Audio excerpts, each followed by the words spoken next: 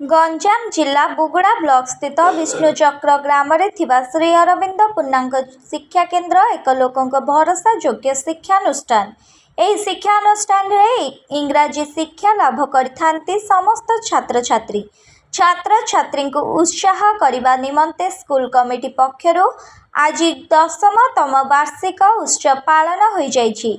आज यही उत्सव स्कूल परिचालना करुथिबा कालूचरण सेठी द्वारा आयोजित यह वार्षिक उत्सव कार्यक्रम रे मुख्य अतिथि भावे पोलसरा आईनजीवी तथा समाजसेवी मनोज रथ मुख्य अतिथि भावे जोग देइथिले।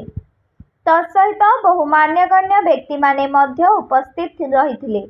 स्कूल समस्त छात्र छात्री मानकु उत्साहित करबा सह आगामी भविष्य रे भल मनीषटीए हेबा पई कहिथिबा बेले स्कूल पिलांक पाठ पढ़ा को नहीं सुउपदेश मुख्य अतिथि समाजसेवी मनोज रथ कहिथिले। एही कार्यक्रम रे समस्त अभिभावक और विशिष्ट मान्यगण्य बुद्धिजीवी माने उपस्थित रहिथिले।